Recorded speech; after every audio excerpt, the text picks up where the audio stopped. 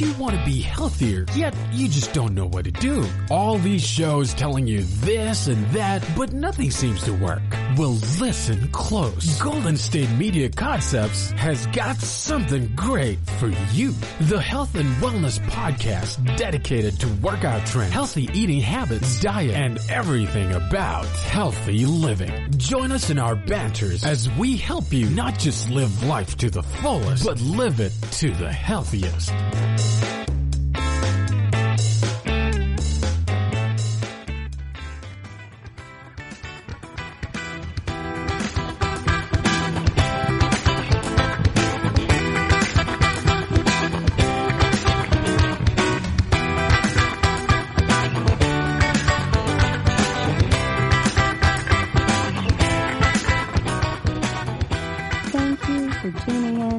GSMC Health and Wellness Podcast, brought to you by the GSMC Podcast Network.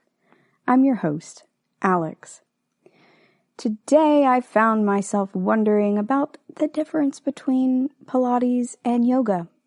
I know that I prefer Pilates over yoga, but not really precisely why. Just that I followed along with enough early AM videos of these to know which I prefer and which I really do not care for. Because we all have our personal preferences, folks, right? I have a bad knee, and so a lot of the yoga poses are really difficult for me. Like even just the basic chaturanga can be really difficult, or jumping my feet to my hands. So yoga is less my deal, and mat Pilates is more of my personal thing. So today we're going to talk a little bit about Pilates and hot Pilates, yoga and hot yoga. Then we're going to talk about strength versus flexibility versus weight loss within these two types of exercise groups. And then stick around for the end when we're going to talk about how to fit these exercises into your personal routine. So first up, what even is Pilates? Well, it's a really accessible way to build core strength. It can improve your posture, your balance, and your flexibility. A lot of the time, folks think of yoga when they think of flexibility, but there's really several different ways that you can work on your personal flexibility, whether that be just following along with different types of stretching routines that you can find on YouTube, or taking a barre class, or doing Pilates. You don't have to just be stuck with yoga in order to work on your flexibility. And Pilates isn't just for rich people or pregnant celebrities, although a lot of them have historically loved Pilates. I remember when Catherine Bell was pregnant in, I want to say the late 90s, early 2000s. She was doing Pilates during one of her pregnancies, and she only gained like 25 pounds or so because she was keeping her body lean. She was already working out beforehand, and so that's not something that's stressful for the baby at that point. And it made it a lot easier for her to lose those baby pounds too. Now, no shame to new moms. Everyone is working on that at their own pace, and all bodies are good bodies. So you don't even necessarily have to lose the baby weight in order to have a great body. But if you are looking to tone up and work on your core, your posture, balance, and flexibility, then Pilates might be great for you. You can do it when you're pregnant. They have Pilates classes for beginners, and so on. A lot of folks think that Pilates is for like hardcore folks who are working out all the time, but everyone has to start somewhere, and there is indeed Pilates for beginners. So Pilates, in and of itself, is just a type of exercise that is typically low-impact flexibility, and it enhances your muscular strength and your endurance movements. It also emphasizes properly aligning your posture, developing your core strength, and also your muscle tone and balance. It's named for the creator, Joseph Pilates, and he developed this exercise in the 1920s. A Pilates routine generally is going to include exercises that are largely promoting core strength and stability, that muscle control and endurance, as well as proper posture and movement patterns in combination with balanced flexibility and strength. You guys know how much I love a good holistic health and wellness routine or diet, and Pilates is right up there. It's also often used for sports, whether that be for training or for physical rehabilitation following an injury.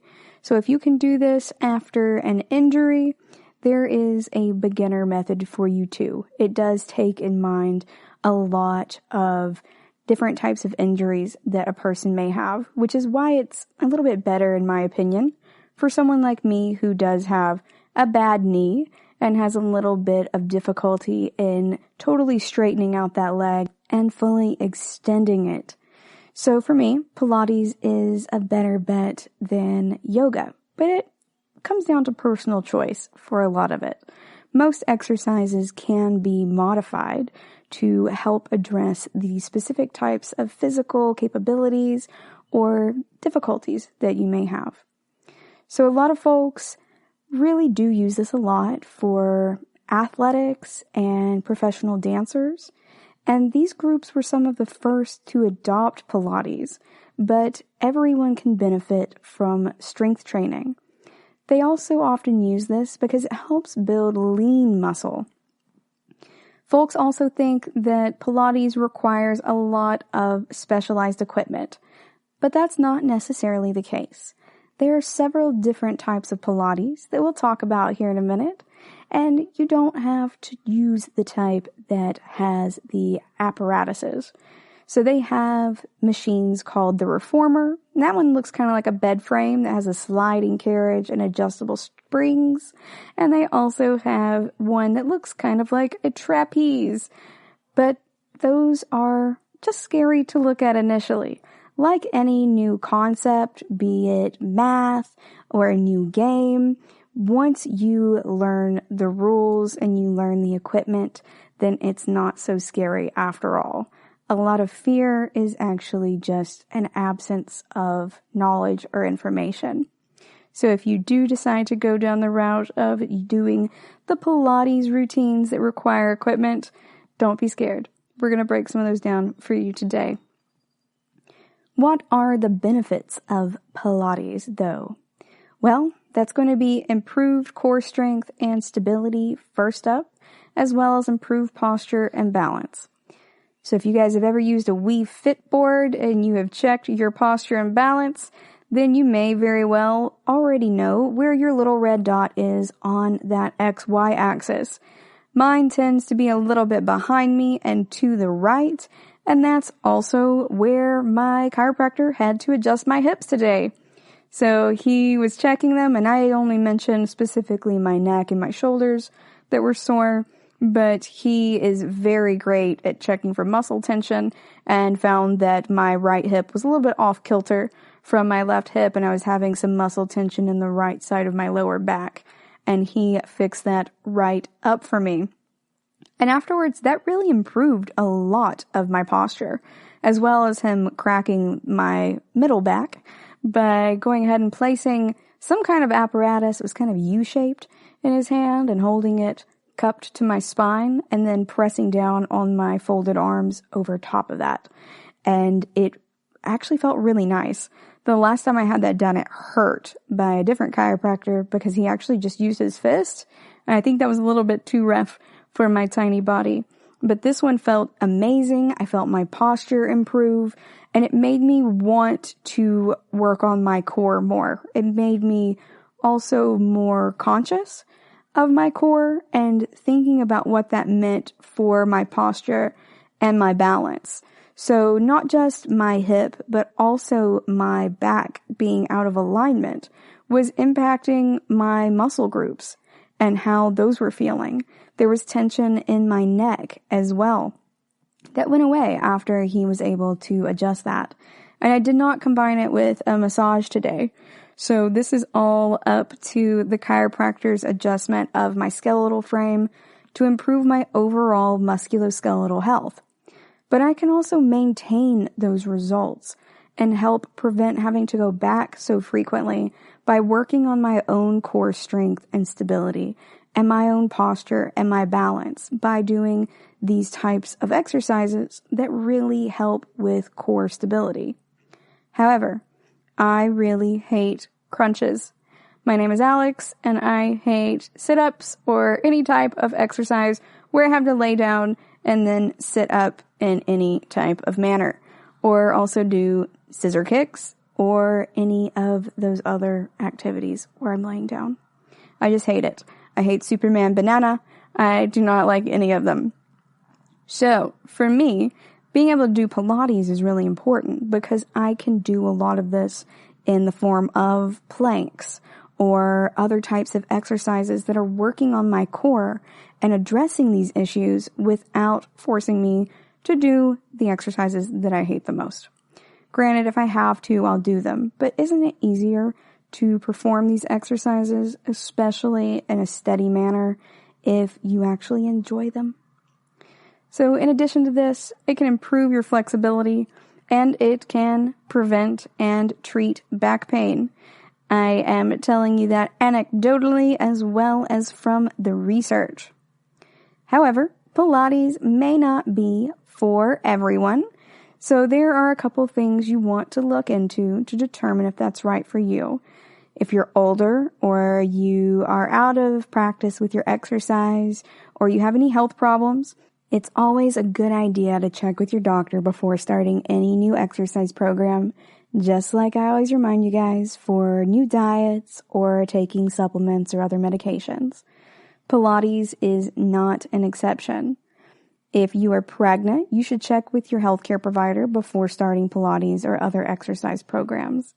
Although if you are already performing these exercise programs, doctors will typically tell you that it's okay to continue. But you should check just in case, as a lot of pregnancies may be accompanied by complications like preeclampsia or gestational diabetes that may impact your specific individual eligibility to perform certain tasks. So these Pilates can be adapted to give you some gentle strength training and a stability program, or you can adapt it to give a seasoned athlete a challenging workout.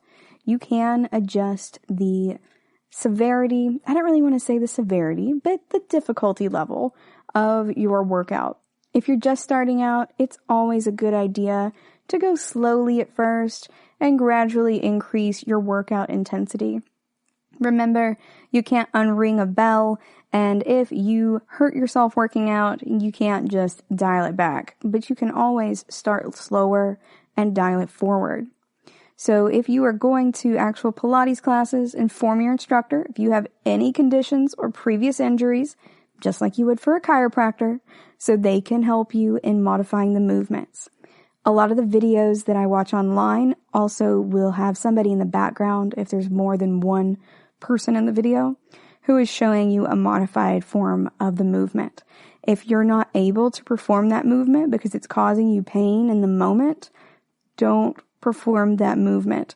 That is okay. You can either work your way up to it later, or you just may not be able to work your way up to it at all because of your specific limitations.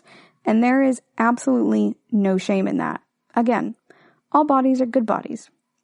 It is essential to maintain the correct form, though, to get the most benefit from any exercise that you do. If you want your abs to be straight, make sure you're getting your technique right. It's a lot more important to get the correct technique than it is to get more repetitions. Just like with learning an instrument or a sport or a video game, if you get the technique down, the speed will come naturally. So start by doing that correct form so you can strengthen these muscles appropriately and to avoid injury. They also recommend that beginners should start out by being supervised by an experienced Pilates instructor. We're going to go on a quick break, and when we come back, we're going to talk about types of yoga. Stay tuned.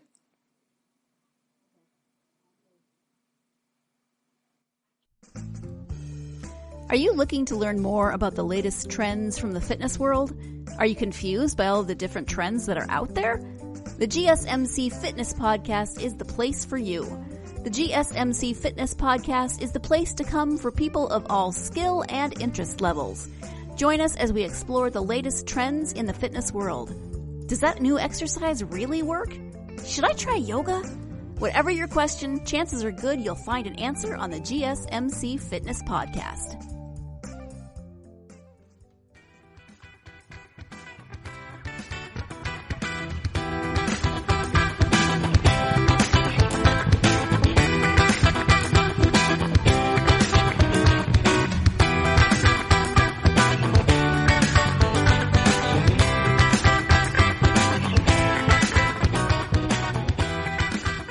Welcome back. Before the break, we were talking about Pilates. Now we're going to talk about yoga, what it is, how it works, and what the health benefits really are. So first up, yoga is an ancient practice that has its roots in Indian philosophy. It's partly a spiritual practice, and that's where it originated, but it's also become really popular in Western culture especially as a way to promote physical and mental well-being.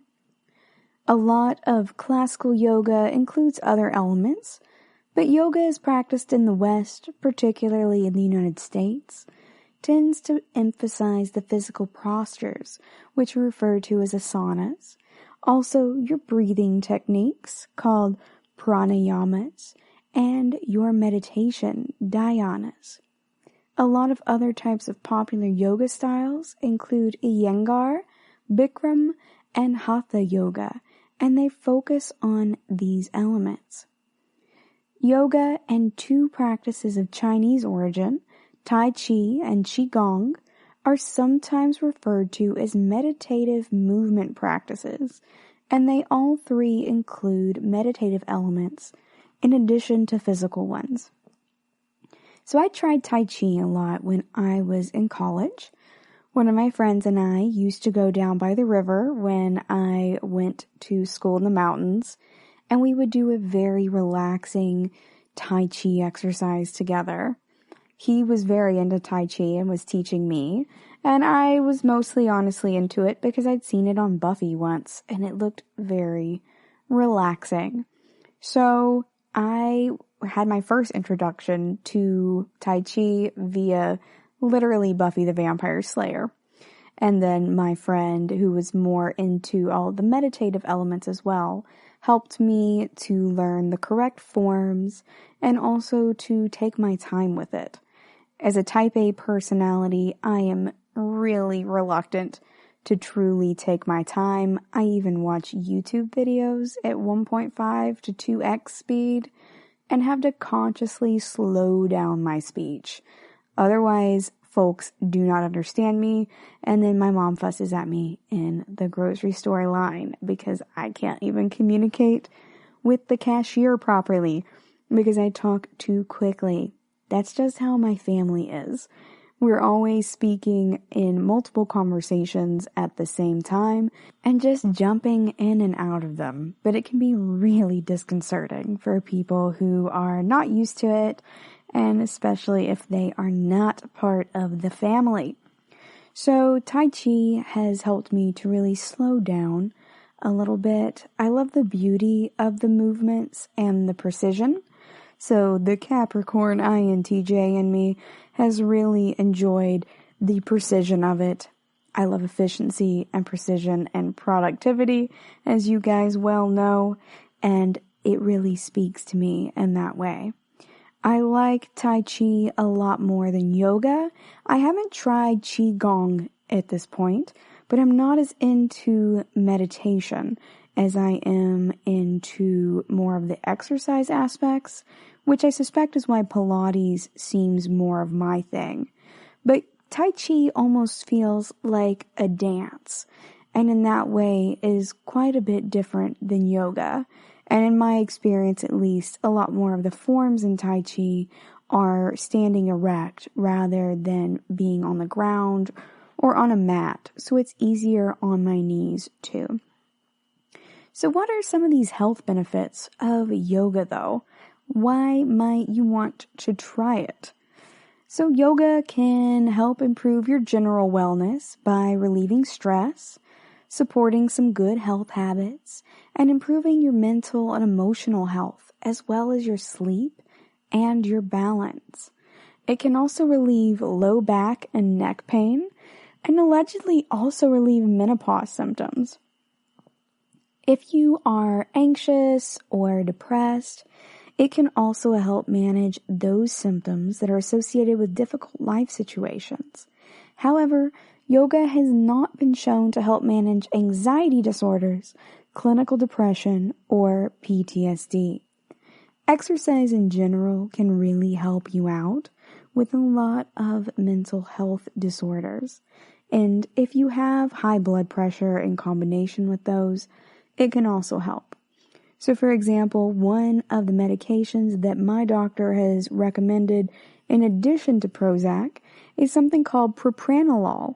And propranolol really just helps to slow your heart rate down so that when you're anxious, you don't end up in this positive feedback cycle of your heart racing and that reinforcing your thoughts racing and continuing on in this cycle where they're reinforcing each other.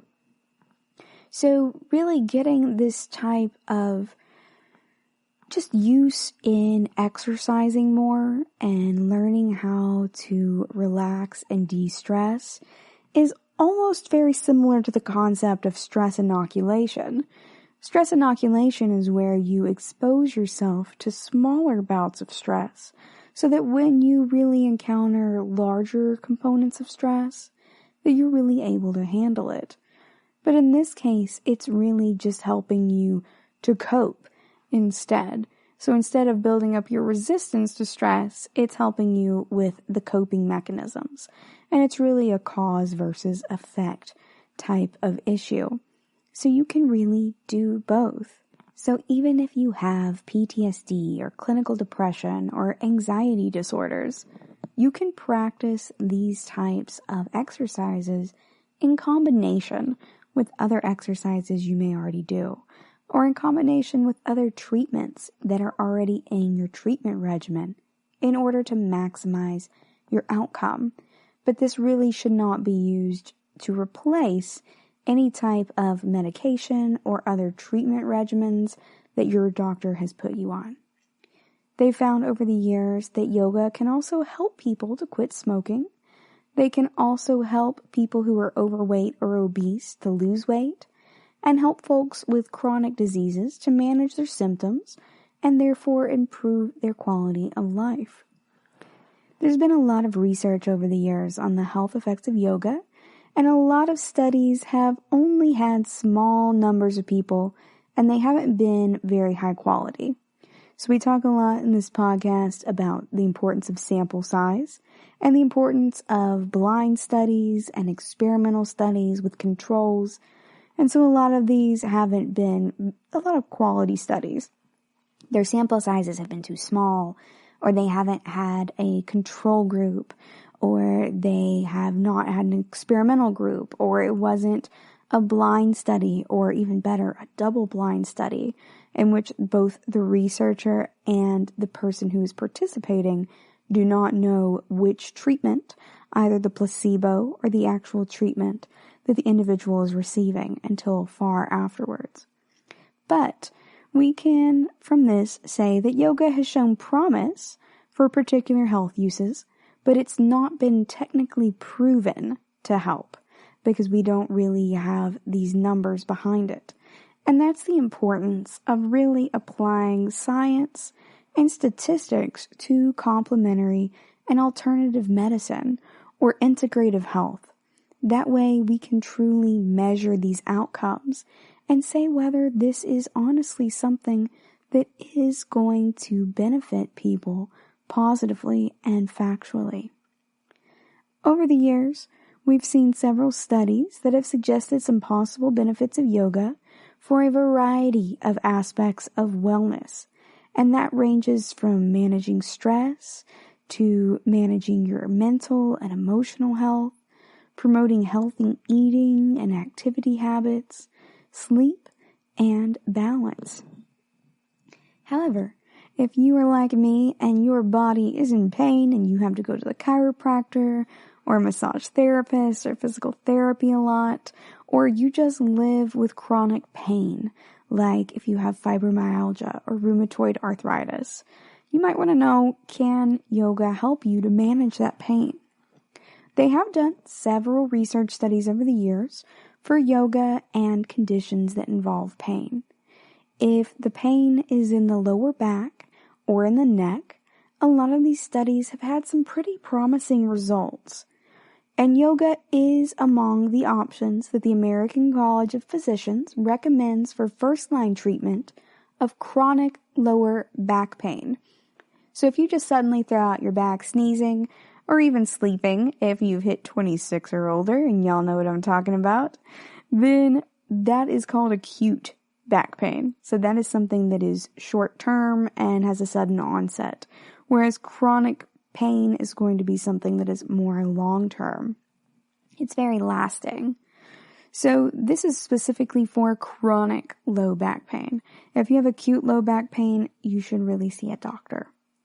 Some very little research, though, has been done on yoga for headaches, arthritis, or fibro, so they're not really sure yet whether that can help relieve pain from those specific conditions. If you are interested in being a participant in some of those studies, you can speak with your doctor or check online for some local research studies in your area. If you would like to quit smoking, there was a 2014 report that evaluated 10 studies that had a total of 484 participants, and they used yoga interventions to test as an aid for quitting smoking. In most of these studies, yoga was associated with reduced cravings and a reduction in the number of cigarettes that were smoked by the individuals. Part of that is just replacing one habit with another. A lot of times we go through life and we crave things because they're habitual. So sometimes I wake up and I want a coffee or I want a Coca-Cola. And it's not that I need the drink. And I don't really even respond to caffeine with my body. My tolerance and everything is through the roof for caffeine. So it doesn't wake me up or really seem to have any effect on me that's noticeable on a conscious level at all. But because I have made that part of my routine, I will still crave it.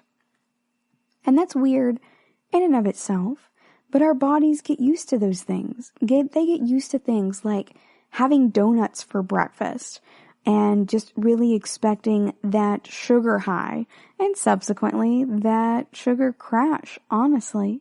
So it's important to restructure our habits to build healthier ones.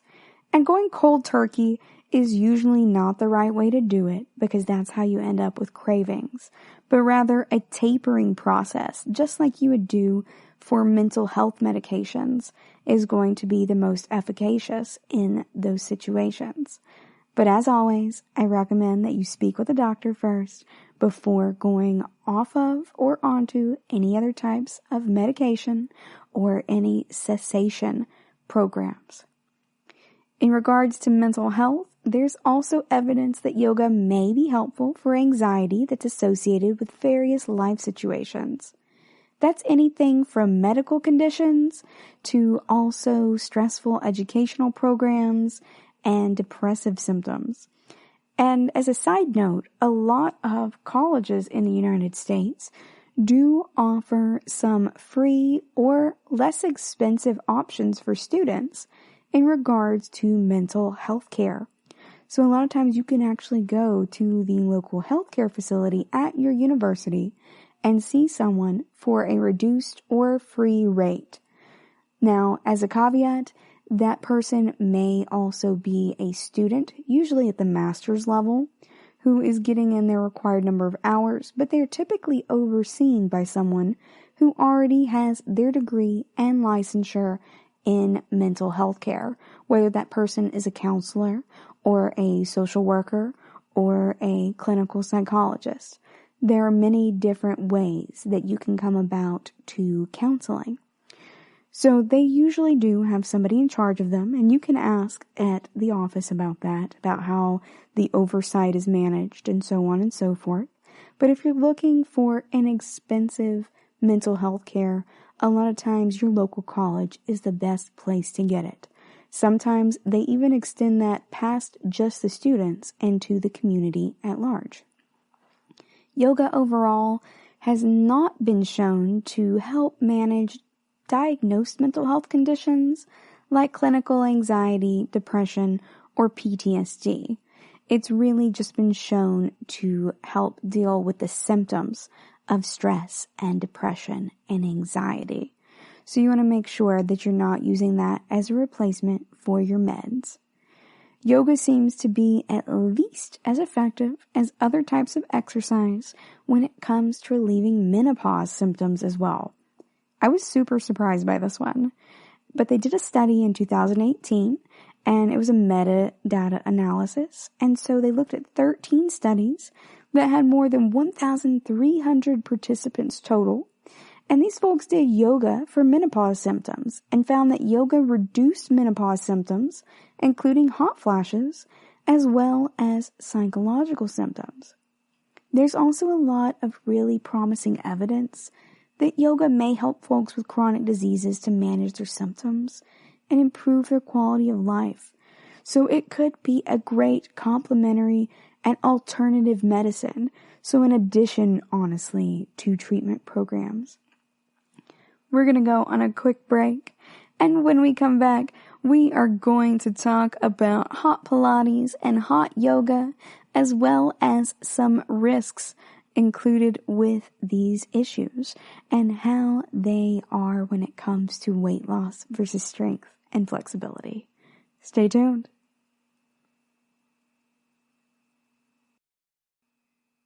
Tired of searching the vast jungle of podcasts? Now listen close and hear this out. There's a podcast network that covers just about everything that you've been searching. Hey! The Golden State Media Concepts Podcast Network is here.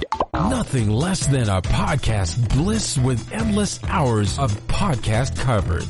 From news, sports, music, fashion, cooking, entertainment, fantasy, football, and so much more. So stop lurking around and go straight out to the Golden State Media Concepts Podcast Network. Guaranteed to fill that podcast itch. Whatever it may be. Visit us at www.gsmcpodcast.com. Follow us on Facebook and Twitter, and download us on iTunes, SoundCloud, and Google Play.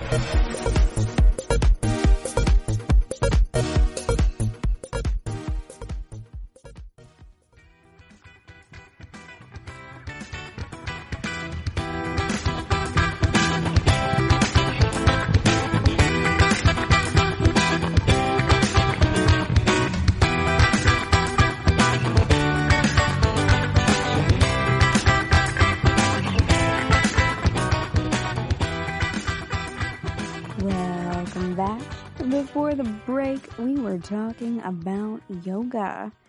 Now we are going to discuss some differences between Pilates and yoga when it comes to strength versus flexibility versus weight loss, and also hot Pilates versus hot yoga. So first up, what is hot yoga? Hot yoga is honestly just regular yoga, but performed in a heated classroom. Hot workouts tend to claim benefits like increasing your flexibility, burning more calories, helping you lose more weight, and also aiding in detoxing. We know that these classes definitely increase how much we sweat, but does it actually work? A lot of the folks who are for heated classes really argue that the heated room intensifies the practice, and they think that it works really well for Pilates as well as yoga. So before this, I had been a big fan of Pilates, but I had not realized that hot Pilates was a thing like hot yoga was a thing. in retrospect, after having watched movies like Silver Linings Playbook and seeing the characters dress up in sweatpants and sweatshirts and trash bags and stuff to heat up their bodies while they were getting cardio, I honestly should not have been surprised, but I was a little bit. However, the heat is thought to speed up your heart rate, to intensify your workout, and to make it more challenging. It allegedly is also meant to help you warm up faster. So, in that regard, make sure that if you have any heart problems, any cardiovascular issues in general, any respiratory issues, that you are really talking to your doctor about this first. Also, if you are new to working out, or if you have started back after somewhat of a hiatus, as many of us have, especially following the social distancing initial quarantine period, then it's important that we work our way up to the place we want to be at. Slow and steady wins that race, you guys, and we want to make sure that we're not injuring ourselves along the way. Trust me, I have first-hand knowledge as well as scientific knowledge that obtaining an injury by pushing yourself too hard, too quickly, is a lot harder to overcome and a lot longer to overcome than just waiting the requisite amount of time to really give your body an opportunity to heal. I am constantly overdoing in every aspect of my life, and working out is no different. So it's really important to give your body the time it needs to heal. Otherwise, you're going to end up with a bum knee like I do. And even simple things like straightening it out all the way can really hurt a lot, especially if I'm not performing physical therapy regularly. However, there are also mental benefits that are allegedly associated with the physical benefits of hot yoga or hot Pilates. These heated classes are different from non-heated classes in that you have to really push through an extra level of discomfort. And some even say you have to find the comfort in the discomfort. So if you can overcome that, they believe that you can translate that from the mat to your life in general, and that promoting strength of the body promotes strength of the mind. Now, whether or not you believe that may have a lot to do with whether or not you think that hot yoga or hot Pilates may be right for you. I do think that there is a lot of value in truly pushing yourself and seeking out the discomfort. As my uncle and I refer to it, it's embracing the suck. And that can be really important for cultivating discipline rather than just motivation. However, I'm still not sold on the idea that hot yoga or hot Pilates can really do that much more for me than other types of exercise that are far less uncomfortable and arguably less dangerous. They do say that heated classes are not for everyone, and they offer that warning at the beginning. They say that folks who don't respond well to working out in hot conditions, or folks who have underlying heart issues, should definitely be careful, speak with the doctor first, and even after your doctor has given you the okay, to acclimate slowly to it and to always stay hydrated. Listen to your body. It's going to communicate your limitations to you. This is not a place where we can really let pride interfere with our health and wellness. Honestly, we should never let pride have that place of value in our lives. But that's easier said than done. Am I right? Working out, though, is a great place to start being conscious of that, though. Your body knows when you are uncomfortable. Recently, I have begun coming to the understanding that I don't necessarily have to understand why I am feeling that I don't want to do something, so much as it's important just to recognize that I feel it for whatever reason.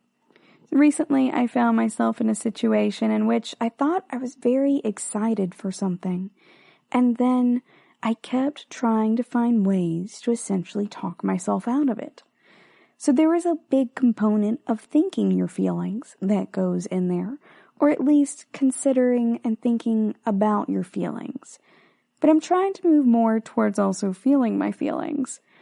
And so I talked it out with a friend who's more of a feeler, and they let me know that they agreed that it's not so important that I necessarily am able to analyze why I feel a certain way, but that sometimes it is enough just to acknowledge that I feel a certain way. It doesn't always have to logically parse out. Sometimes our inner gut is telling us that something is going to make us unhappy later, or that we may regret something at a later time. And so it's best to abstain from that. It feels very weird for me to be saying that and admitting it aloud right now. That is very different from the person I was a year ago, but I found it to be very illuminating and very pleasing overall for me. I made this decision on my road trip, and after I decided to just say no, I was a lot happier. I still couldn't tell you why. The situation seemed safe in every way. There was no apparent danger or anything that I could lose in the situation, but I still just felt myself trying to talk myself out of it via multitudes of avenues. So sometimes just listening to your gut is enough. And sometimes just working on improving your mind and your body can help reinforce each other. I found that during my drive, I became a lot more focused on my core and on making sure that as I was driving for 3 days across the country, that I was really keeping my core engaged for a lot of that. I became conscious of when my thoracic vertebrae were kind of bowed out more than usual, along with my lumbar vertebrae. And then just tightening my abdominal muscles to help me sit up straight. That type of discipline and the consciousness of it is really important. It's important to listen to your body, and that includes even your gut. Sometimes it's going to tell you what your limitations are, not only physically, but also emotionally and mentally. And it's very important to listen to that. I think it is important to try to understand those things as well, so that you have a baseline of understanding going forward. But a lot of times, your gut feeling is also going to be enough. And you need to trust it and listen to it. You can still try to analyze it later on, but you can go ahead and make an initial decision to not do something based on that gut feeling. You also do want to hydrate a lot. Hydration is very important for fitness and for wellness, but it's especially important for situations in which you are in heat training or in which you're exposed to heat. While we are doing excavations or working outside in anthropology, a lot of what we do to prepare is actually less to do with the equipment and more to do with our bodies.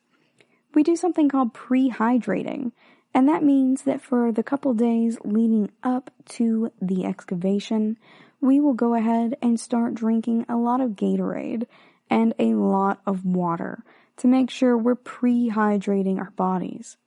It's very easy in these hot environments to become dehydrated. And remember that by the time you're thirsty, you are actually already dehydrated. I've told this brief anecdote before, but when I first moved to Texas and I started my first day at the decomposition facility, we were having to bury an individual. And when we were doing this, we weren't out there very long, maybe 20, 30 minutes, before my supervisor told me that I needed to drink some water. And I brushed it off because I was 22, and I was like, oh no, I'm fine. I'm not thirsty. And she really put her foot down, and she was like, no, you need to drink some water. And so I went ahead and acquiesced, even though I was a little confused. But as soon as that water touched my lips, I drained that entire bottle, even though I didn't feel thirsty before. That's because it was 114 degrees outside, but it was a dry heat, so I did not fully understand the magnitude of how thirsty I was or how hot it was, because I came from a very humid environment in which you definitely know when it's hot outside. So in this case, it's very similar to a lot of heat training classes. You want to make sure that you are paying attention to all of the signals of your body and also try to preempt many of those. One good way that we tell if we are appropriately hydrated while we are excavating is how frequently we're peeing and the color of our urine. Keep in mind that however much water is in that toilet bowl is also going to dilute your urine. It's important to take a look at that as well and calculate that factor in. That way you make sure that you are well prepared for your heat training, but you're also not overdoing it. A lot of folks who do heat training are acclimated to hotter temps, but they start to sweat sooner and cool down and lose less sodium in their sweat if they have been performing heat training along the way. This also reduces the risk of dehydration. Remember, the reason that we drink sports drinks like Gatorade or Powerade while we're working out is that they also build up our sodium and potassium, which are important for our sodium-potassium ion exchange pumps. Also, our ratio of sodium and potassium to water can have large impacts on our risk for dehydration. Heat training won't necessarily burn more calories for you, nor speed up your weight loss just by working out in the heat, but the body does pump more blood to help cool the body when it is hot. The slight increase in heart rate does not have the same effect as running short intervals on the treadmill though. So this is not really a replacement for interval training. In 2013, a study from the American Council on Exercise monitored heart rate of perceived exertion, and core temperature of a group of folks who were doing a yoga class at 70 degrees, and then the same class a day later at 92 degrees, and found that the heart rate and core temps of all participants were about the same during both classes. They also noted that if the temperature was 95 degrees or higher, the results could differ. And overall, they found that hot yoga was just as safe as regular yoga, and while participant heart rates were similar during both classes, most participants rated the hot class as being more difficult. So a lot of it is in our heads, I think. But if hot classes are part of your routine, you can typically safely keep doing them according to this 2013 study. If you don't enjoy it, you're not missing out on much by avoiding it. So that is also okay. Regardless, check it out with your doctor first. Alright, we're going to go on another quick break. And when we come back, we're going to talk about strength versus flexibility and weight loss, and how to fit these exercises into your own workout routine. Stay tuned.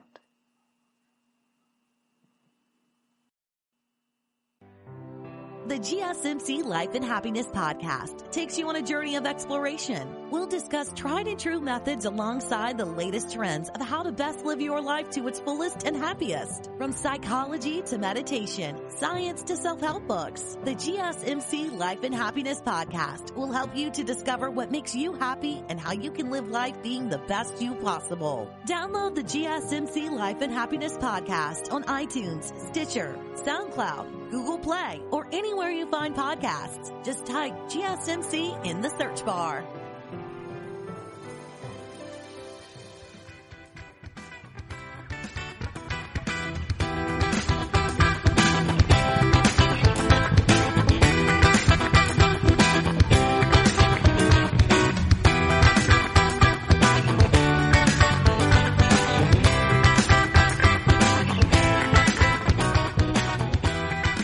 Welcome back. Before the break, we were discussing yoga and Pilates as it relates to the hot workout trend.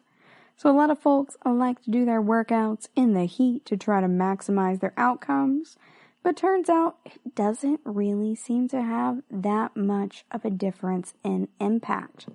So if you love it, go for it. If you're not there for it, you don't really need to do it and you're not missing out on much. It all comes down to a matter of personal preference and what your doctor has to say.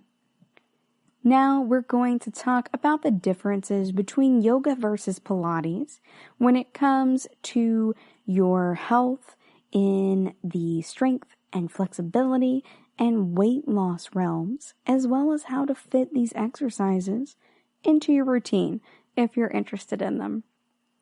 So first up, a lot of folks are very passionate about whether they do yoga or Pilates, and they talk about a lot of the life-changing benefits that they receive from it. Some folks are more into the meditative aspects and others into the flexibility or into the strength training of it. I know a lot of folks who do yoga and who also do a lot of acrobatic exercises, and that's really what makes them happy. It allows them to have a lot more flexibility and different forms of dance or athletics. And the same thing really goes for Pilates. A lot of scientists have been studying what these activities can and can't do for your body, and although many of these studies are limited in size or scope, we do have a little bit of data to draw from. So first up, cardiovascular health. For yoga, Hatha yoga provides just a little bit of cardio benefit, but not a ton. Power yoga instead is going to do a bit better, and it gives your heart the same aerobic workout as taking a quick stroll. There are very many types of yoga and Pilates, and we'll talk a bit more about these in depth in the future. But first up, I do just want to define Hatha yoga for y'all. Hatha yoga gets its name from the Sanskrit words for sun and moon, and it's about balancing forces that are in opposition with each other. The balance in this form of yoga might come from strength versus flexibility, or physical versus mental energy, or breath versus the body. It's honestly a blanket term for many different types and schools of yoga that use your body to help inquire into the self. It's also used as a catch-all term for the physical type of yoga. It's more traditional, and a lot of yoga that's for beginners is really billed as being Hatha yoga. Hatha technically translates to forceful, but it's more about concentrating and being very steady and diligent in your practice rather than applying any excessive force to your body. In order to be considered to be Hatha yoga, you need a mix of asana yoga, which is going to be those poses, pranayama, which is those breathing exercises, and meditations. So technically, other types of yoga like Iyengar, Ashtanga, or Bikram yoga are considered to be Hatha yoga as well. So if you're looking for a balanced practice or a kinder, gentler yoga, then Hatha yoga might really be for you. For Pilates and heart health, you might feel the burn with certain moves, such as the 100, but your heart, for the most part, will not. A beginner routine in Pilates is just mild aerobics, and it's really at the level of a slow walk. If you take an advanced class, you are more likely to boost your heart rate up to the speed of speed walking, so a little bit faster than that brisk stroll that Hatha Yoga brings about. When it comes to strength and flexibility, yoga is pretty good for that. And there's a recent study that showed that after 8 weeks of performing yoga practices 3 times per week, the participants boosted their total body flexibility by an average of 24%. When they were tested regarding their strength, they managed an average of 6 additional push-ups and 14 additional curl-ups. For Pilates, it's going to be your best bet for strengthening your abdominal muscles. And that's why I'm here for it. I hate crunches. So, if you are wanting to avoid crunches and still build your core muscles, Pilates is going to be the best bet for you. It is up to 310% more effective at tightening your obliques. Your obliques are really hard to target, and they're along the sides of your body, kind of like your loin. You know, like if you're thinking about a tenderloin on an animal. It's kind of your love handle area, so that's how I think of it. And these obliques are really going to be strengthened most by these Pilates. It can also improve your overall flexibility, especially in your back, your hip, and your hamstrings. I don't know about y'all, but those are some true problem areas for me. As I mentioned earlier, when I went to the chiropractor, he was checking the kind of distance between my hips on both sides, and even without me saying anything, he recognized that my right hip was a little bit off kilter from my left one, and he worked on that for a little bit until it became more comfortable for me and less painful, even without me having to point that out for him. And that was really, really nice for me, but I know that in order to help with that in my own time, I need to also work on my Pilates and my individual overall flexibility, especially in my back, my hips, and my hamstrings. When it comes to weight loss, a 50-minute yoga hatha class will burn about 145 calories. A power yoga class is going to burn about 250 calories. So if you're trying to lose weight, a lot of experts recommend that you perform a high-intensity activity, like jogging, in addition to your yoga. A 50-minute jog burns about 550 calories. If you're like me, though, jogging on concrete is almost entirely out of the question. It's problematic, and if you live in the city instead of out in the country, then finding more natural trails to jog upon can be as much of a challenge. So there was a study, though, that found that folks who practice yoga regularly tended to gain less weight during their middle-aged years than folks who were non-practicing and also in their midlife years.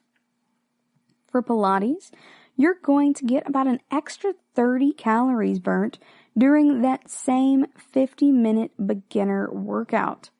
If you do an advanced workout, you'll burn between 255 and 375 calories. So if you're trying to choose between the two, it looks like Pilates is really your best bet. And you'd need to do about 45 to 60 minutes of an advanced routine at a minimum of 4 days per week to maintain or lose weight. So there's a lot of back and forth regarding yoga or Pilates. Pilates is overall meant more to strengthen your body, And remember that strengthening your muscles and helping them be more lean helps them to process fat more efficiently. Your muscles are going to burn fat a lot better for your body. So even though it's a different perspective somewhat, you're not necessarily just trying to slim down.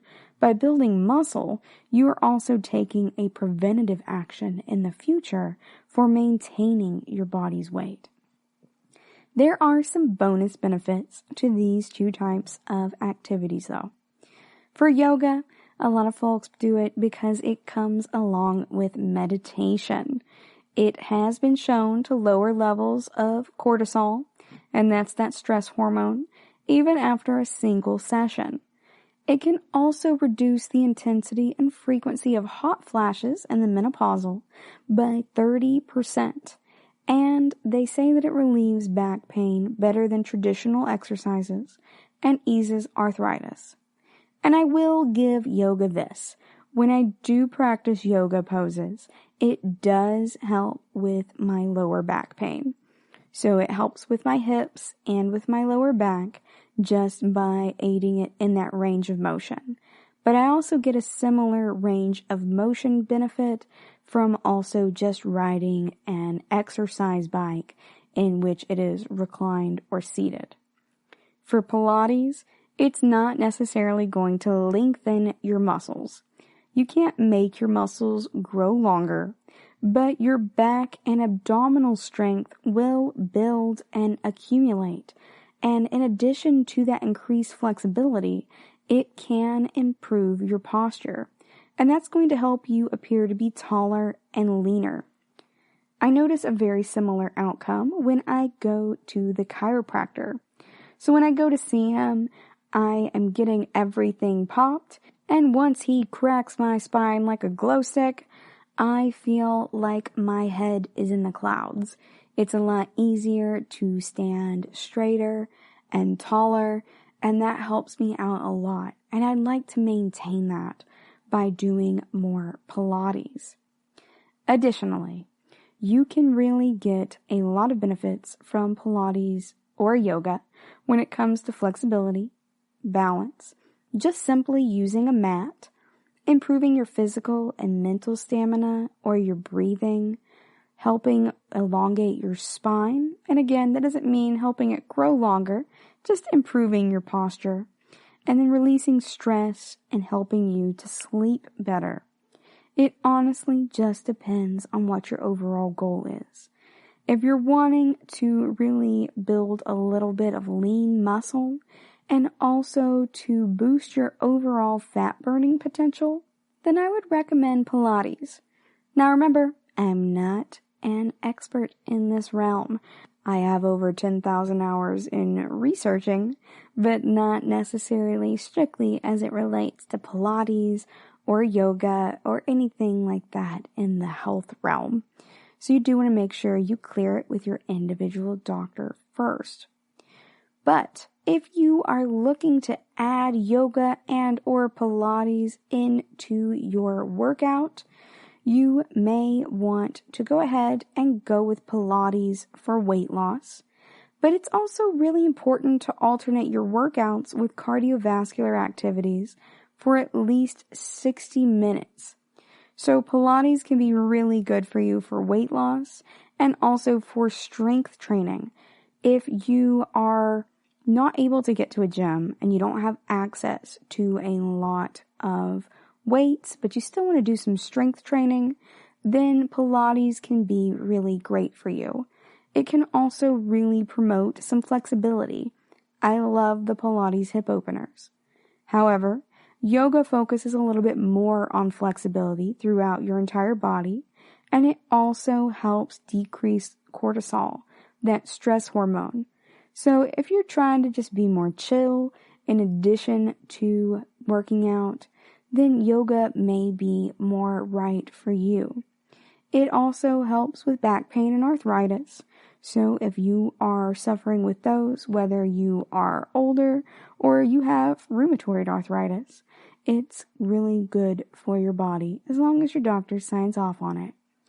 Pilates can be more beneficial in getting your body toned and ready for whatever you are aiming to get it ready for, because it focuses on your core and your abdominals and your obliques, which are really hard to target, and it can get them toned in no time at all, while also promoting structural alignment that leads to better posture and helps make you look taller and leaner, if that is your goal. However, neither yoga nor Pilates really do anything for your heart. So in order to get moderate cardiovascular benefits, you're going to need to at least take an advanced class in Pilates for that type of outcome. So you can use this to boost your overall workout regimen, or you could use this to really just replace certain things in your workout. Personally, I get a little bit bored if I do the same thing over and over again, and so mixing it up helps me out a lot. Sometimes for strength training and cardio combos, I like to go kayaking. Other times, I'm going to want to do Pilates and then maybe go for a jog on the elliptical. Remember, I can't really do a solid jog on a treadmill or concrete because of my knee, and it's important to listen to your body. Not listening to my body is how I worsen that injury to begin with. So it just depends on what you're wanting to do. If your primary goal is flexibility, then working some yoga into your routine, perhaps at the end of it, as long as your muscles are warmed up first, can be really beneficial for you. You don't have to do a full 60 minutes or anything like that. You can just do some yoga as part of your cool down routine if you'd like. Or if you're wanting to build more muscle or your core strength like I am, but you also absolutely abhor crunches or sit-ups, then perhaps focus on Pilates instead, and that may be more friendly for you. After all, if you're going from white bread to a healthier kind of bread, jumping directly to sprouted grain can be very upsetting because it is truly so different from what you're used to. You want to pick an exercise that works well for you. So if you hate crunches, maybe try out Pilates, because if you enjoy your workout, you may be a lot more likely to follow through on it. Thank you for listening to the GSMC Health and Wellness Podcast, brought to you by the GSMC Podcast Network. I'd like to ask that you please subscribe to the show, and writing a nice review always really helps us. Also, if you could please follow us on Facebook, Twitter, and Instagram, I'd appreciate it. Thank you kindly, and have a good night. You've been listening to the Golden State Media Concepts Health and Wellness Podcast, part of the Golden State Media Concepts Podcast Network. You can find this show and others like it at www.gsmcpodcast.com. Download our podcast on iTunes, Stitcher, SoundCloud, and Google Play. Just type in GSMC to find all the shows from the Golden State Media Concepts Podcast Network, from movies to music, from sports to entertainment, and even weird news. You can also follow us on Twitter and on Facebook. Thank you, and we hope you have enjoyed today's program.